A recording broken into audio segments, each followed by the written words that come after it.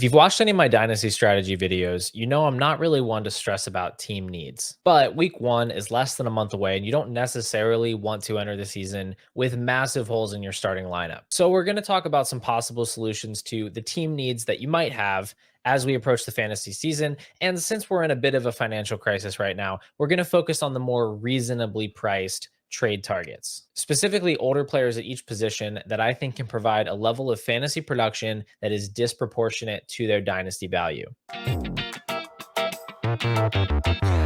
All right, today I've got a big announcement to make, perhaps the biggest announcement in the long 6-month history of this YouTube channel.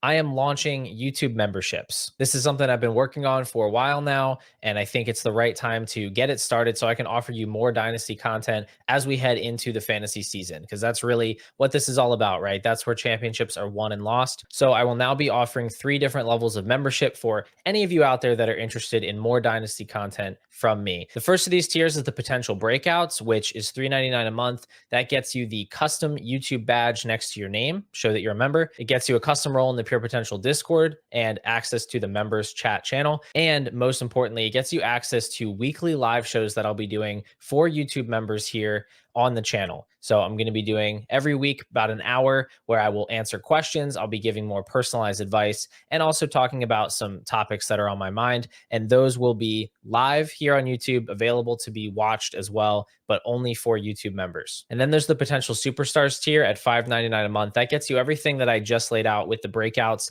but it also gets you access to 3 additional channels within the Discord. The first of those is the Dynasty Rankings channel. That's where my rankings will be kept. I've got a very detailed spreadsheet set up that I'll be updating regularly year round.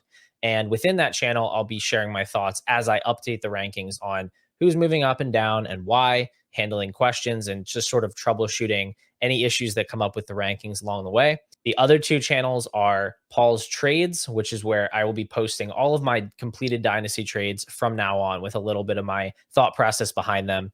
And then the Team Breakdowns channel, where I will be breaking down Dynasty teams for members, occasionally picking them at random, occasionally doing other types of giveaways where I'll look at your Dynasty team and I'll break it down in detail, kind of what direction should it be moving in, trade targets, sell candidates, things like that. And then finally, for the true diehards out there, we have the potential league winners tier at $14.99 a month. That gets you everything I've just described, as well as my undying love and affection. And it entitles you to 2 Dynasty team breakdowns right off the bat. As soon as you sign up, you can tell me what's your sleeper ID, what are the leagues you want me to look at. I will break down 2 of your teams as I described in that last tier. And then anybody who sticks around through the season, I'll do the same thing for you this coming off season. So I'm extremely excited to get these memberships started. This is going to go a long way in helping me to keep producing the content that I've been producing on the channel, keeping these weekly videos going. But I would also like to say that nobody should feel obligated to sign up for a membership. If you don't think that it'll provide value to you,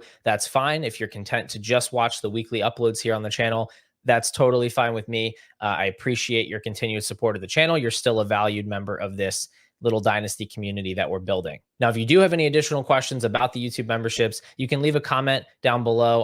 I'll answer it. I'm sure there's things that I didn't explain well, or better yet, you can actually join the Pure Potential Discord, which is totally free. Link in the description, and I can take your questions there as well. Finally, don't forget to subscribe to the channel to get access to all of my future Dynasty strategy videos.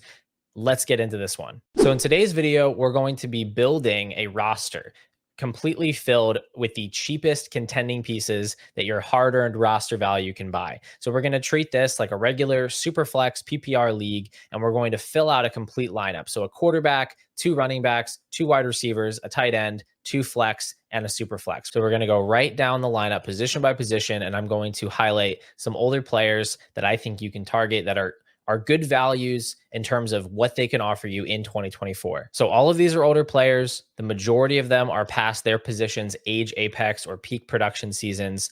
But the purpose here is to highlight the best values for your contenders that are looking to address needs without breaking the bank. Now, rather than going player by player and then saying what I would trade for that player in each individual case, in order to save time, I want to start by going over some of the types of assets I'd be looking to move for these players. So that way, as we go through, I can focus just on the player analysis and less on the what would I actually trade to get this player. So first of all, I am not looking to trade first round picks for these players with one exception. I'll let you know when I get to that player. But otherwise, otherwise, I would not trade a first round pick in any deal where one of these players is the main piece we're getting back. The whole point here is that we are filling needs on a budget, and first round picks are very valuable. And you have a very high opportunity cost in trading them because you only have one or two that you can trade at a given time. So we're not going to be trading first for these players.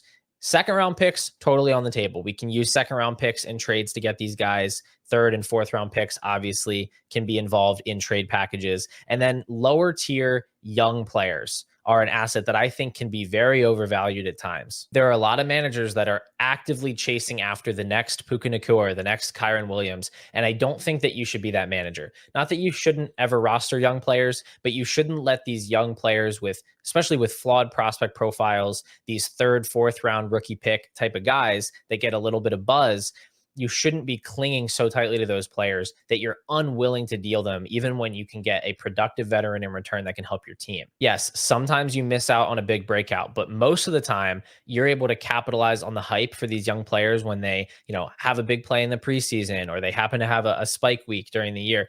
Most of the time, you are winning that deal when you're cashing out on that sort of hype. So when it comes to rookies like Jalen McMillan, Roman Wilson, Braylon Allen, Jermaine Burton, Troy Franklin, Malachi Corley, Jalen Wright, Bucky Irving, I don't know how interested your league mates are in those players, but if one of those players is floated as a potential piece that you send back in a trade, all I'm saying is that you should listen. You should be willing to deal those players if it's going to mean upgrading your starting lineup. And as far as non-rookies, you should be listening on players like Jaleel McLaughlin, Khalil Shakir, Jahan Dotson, Michael Wilson, Marvin Mims, Rashid Shaheed, Isaiah Likely. These year 2, year 3 players that people still sort of think could break out, could take on big roles. I'm not even saying they're totally wrong, but I guarantee you the players I talk about today are far better bets for production in 2024.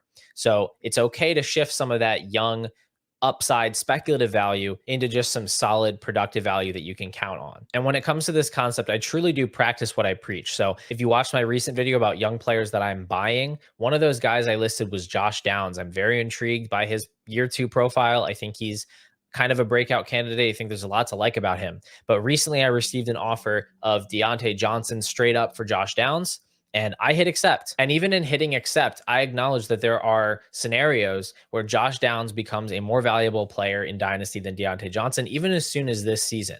That's totally possible. But we also have to acknowledge that there is a range of outcomes for young players, even the young players that we happen to really like. Deontay Johnson has multiple seasons in his career of a 25% target share or higher. He has a wide receiver 1 season. He's the highest ranked player in ESPN's open score over the last 3 years. Josh Downs would be lucky to become the player that Deontay Johnson already is. Now, he has age on his side, and because of that, eventually he will probably be more valuable than Deontay, who is currently 28 years old. But I can rely on Deontay Johnson to start right now and help me this season. I think he has high-end wide receiver 2 upside this season just based on how he's been able to consolidate volume in the past and how Adam Thielen was absolutely peppered with targets last year in this Panthers offense. So yeah, I took Deontay Johnson there. It actually wasn't even that hard of a trade overall when I thought about it objectively.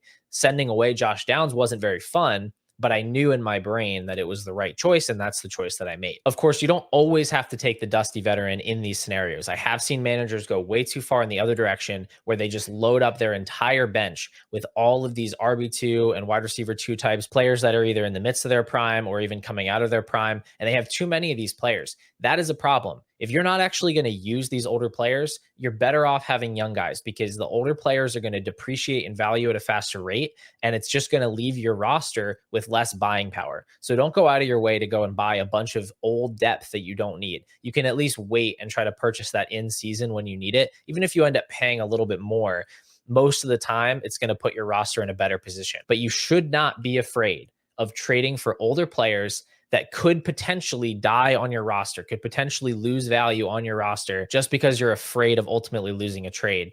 Sometimes it pays to go out on a limb, take on these older players, and just let their points work for you in season. But in today's video, the focus is on these productive veterans, these guys who have done it already. So let's take a look at this ancient roster that I've constructed. And I'm going to quickly explain why each of these older players could be the perfect addition to your contending roster. And just a fun fact before we get started, the combined age of these 9 players is 279 years old. So starting with our roster's quarterback, let's talk about Geno Smith. Geno Smith had his big breakout season in 2022. He finished as the QB8 in points per game, but he struggled a bit in 2023. 2023. He finished as the QB 23 in points per game. And I think that's led a lot of people to believe that he was kind of a flash in the pan. He was a one-hit wonder, not actually that good of a quarterback. I strongly disagree. I think Geno Smith is a very underrated quarterback, and I think he's going to have a big bounce back, and he's a great value right now in Superflex formats. Last season, Geno Smith was 8th in PFF grade and 1st in big-time throw rate when he was not under pressure. The issue is that he was under pressure constantly, especially on 3rd and 4th downs. He had the 5th highest overall pressure rate at 40% of his dropbacks. I could pull a bunch of other stats here, but generally what I'm saying is Geno is a very good quarterback who was held back last year because he could not overcome the sheer amount of pressure that he was facing. I think that improves in 2024. I also think they're going to run more plays. They were dead last in plays per game last year, partly because these drives kept stalling out, but you bring in a new head coach, you bring in a new offensive coordinator.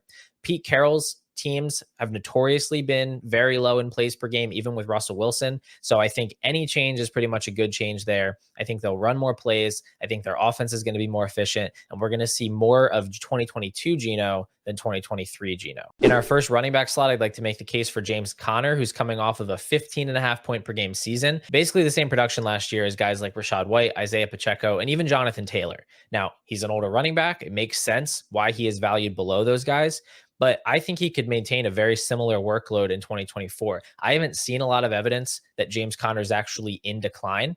You look at his age 29 and you just think that he's on death's door, but he played incredibly well last year, arguably his best season of his career. He rushed for 1,000 yards. He was 7th in explosive run percentage, so still able to break big plays. He was 5th in PFF rush grade. I just haven't seen any evidence that he's washed, and the beat reports have been very favorable about Conner, that he's going to see a large workload again this year. I think some people, myself included, were quick to rush out and kind of crown Trey Benson as the heir apparent to this backfield. I think he probably still is, but that doesn't mean he's going to see a lot of work in 2024. It's not uncommon for a 3rd round running back to be eased in, to have almost a red shirt sort of season in their first year. So I think Conner's going to get a ton of work. I think he is still good. I think this scheme is good for running backs. And I think this offense is going to be better this year than it was last year. So sign me up for James Conner at his very cheap price tag. And then as our RB2, we have Aaron Jones. It's a very similar case to James Conner. We have a 29-year-old running back who still seems to be able to play at a high level. He was 7th in PFF rush grade last year. And in his last 5 healthy games, including 2 playoff games, he has averaged 20 carries per game with 116 rushing yards, which is a 5.72 yards per carry average. This guy is coming off of one of the best stretches of his career, quite honestly. And yes, he moves over to the Minnesota Vikings. That's a new offense for him, but I think it's going to be a good offense. Even with Darnold or rookie JJ McCarthy at quarterback, I trust that Kevin O'Connell is going to be running a successful offense. And Aaron Jones is also a great pass catcher who could greatly benefit from both TJ Hawkinson and Jordan Addison missing time this year. So the ceiling might not be as high as it used to be, but I think for all these reasons, Aaron Jones is set up to have a nice RB2 season, and that can be quite useful to you. All right, our first wide receiver here is going to be Cooper Kupp, who is coming off a bit of a down season, back-to-back years where he dealt with injuries. But remember, in 2021, this guy was the best wide receiver in fantasy, one of the best fantasy wide receiver seasons that we've ever seen. Now, I don't know if that Kupp still exists. He's 31 years old. Puka Nacua is now in the offense. I don't think we're going to see that version of Cooper Kupp again, but you don't have to get that version for him to pay off at his current prices in Dynasty. The training camp reports about Kupp this offseason have been extremely favorable. He is fully healthy. He still has that great chemistry with Matthew Stafford. And now Puka Nacua is dealing with a knee injury. We don't know how much time he's going to miss, if any, but if that does happen, if Puka misses time at any point this season, the upside for Kupp is phenomenal. And this offense could be consolidated enough around those two guys that they can both succeed when healthy. For a wide receiver too, let's go with Keenan Allen. He's just been doing this for so long. He's 32 years old now, but he hasn't really shown any signs of slowing down. His 2023 was his best point per game season in his career, but he's been up over 16 every year since 2017. I mean, it's just a remarkable track record for him. Yes, he's missed some games in there. He's had some partial seasons in there, but overall, I mean, when he's been out there, he has been productive. Now he's in Chicago where, yeah, there are plenty of mouths to feed, but he could be the top target there. He could be the security blanket for Caleb Williams, and he has multiple outs to higher upside if either Rome Odunze needs time to ease in or either Odunze or DJ Moore miss time. you just want to bet on great players in what could be a great offense. If Caleb Williams is the guy that he was billed to be as a prospect, this is going to be a very functional passing game. There's going to be a lot of points to go around. We saw what CJ Stroud was able to do for the Texans' weapons last year. It's not out of the question that Caleb could do that for the Bears' weapons in 2024. At tight end, I'm going to go with Mark Andrews. And I'm kind of breaking my rule here in terms of cheap assets, but I do think Mark Andrews is just too cheap in Dynasty. Going in the 5th round of startups right now, yeah, he's the most expensive guy on this list, but he's still a relative discount compared to what he should be valued at. This is the one player today where I am comfortable sending a first because I think Mark Andrews has a very good chance to finish as the overall tight end 1 this year. Mark Andrews' peripheral numbers over the past couple of years really haven't been that much lower than his career best year. That was one of the best tight end seasons we've ever seen. It's just that the Ravens' passing volume has been incredibly low. They actually ranked dead last in pass attempts last year, but this is key. They were 9th in neutral script pass rate. So when Todd Monken came in as the offensive coordinator, everybody thought they were going to be much more pass heavy. And they were technically. They were more pass heavy in neutral situations. They were above the league average, but they were very rarely in neutral situations because their team was just unreal. They were blowing opponents out. They were almost never trailing. I think natural variance, just defensive regression, is going to hit this year, and you're going to see more neutral game scripts. Not saying they're going to lose a lot of games, but they're going to be in more close games. And they probably will lose some more games than they did last year. So you're going to see these game scripts where the Ravens actually have to air it out. And I think Mark Andrews is going to be the biggest beneficiary of that. All right, we're going to move pretty quickly through these last 3. In our first flex spot, it's going to be DeAndre Hopkins. I've already sang his praises all offseason. Now he picks up a knee sprain. That's not good news for a 32-year-old wide receiver, but I'm still reserving some optimism for him because he was just so good last year. He hasn't shown us signs that he's falling off yet. And this offense is about to take a huge step forward in pass attempts. So I still want to buy into Hopkins. You shouldn't have to send much more than a 3rd-round pick at this point to get him on your team. And I think that that's worthwhile for a guy who could easily give you wide receiver 2 production when he gets right. And in the other flex, how about another running back, another 32-year-old in Raheem Mostert? This dude was the RB3 in points per game last season, and you can get him in the 13th round of a startup. I understand why. I understand that there's a lot of fragility to Mostert when Achane is already on the team. They drafted Jalen Wright in the 4th round. Mostert doesn't have this incredible track record of success, and he's at an age where running backs fall off quickly. So I get why he's cheap, and I'm not even saying he should be expensive, but you can take advantage of that fact if you have the buying power to spend and you're in need of a running back. I think he's going to be a totally fine rental spot start type of guy that you can use this year. Yes, he's probably going to score fewer touchdowns. Yes, Achane's probably going to get more work than last year. At least I certainly hope he does. But this is still an amazing offense. The run game is going to be efficient. He's going to have some big games. And you want those games to happen with him in your lineup. And I know Mostert's the older running back, but what if Achane gets hurt? He picked up injuries last year. He's a smaller running back. What if he misses time? Then the ceiling for Mostert is incredibly high, just as it was last year. So I think he is a calculated risk worth making. And finally, in our super flex spot, let's go with Derek Carr, who is probably the most boring quarterback that you could roster in Dynasty. He is basically like if saltine crackers were a draftable player. That's what Derek Carr is. However, new offensive coordinator Clint Kubiak is going to make this a more quarterback-friendly system. There's going to be more pre-snap motion and play action and quick passes, and I think that's going to be very good for Derek Carr. He's always been a competent quarterback. He's not a flashy quarterback. He's not going to be a QB1 in fantasy, but I think he could very easily have a season where he finishes as like a mid-range QB2. And he's basically the cheapest quarterback in Dynasty that has reasonable odds to start 17 games this year. And as an added bonus, the Saints really don't have any way to get out of Derek Carr's contract until after next season. It's something like $60 million in dead cap after this season if they want to get rid of him. So unless he is absolutely atrocious, I think what you're really buying is a 2-year starter at minimum. So that is our ancient 279-year-old lineup of cheap contender targets.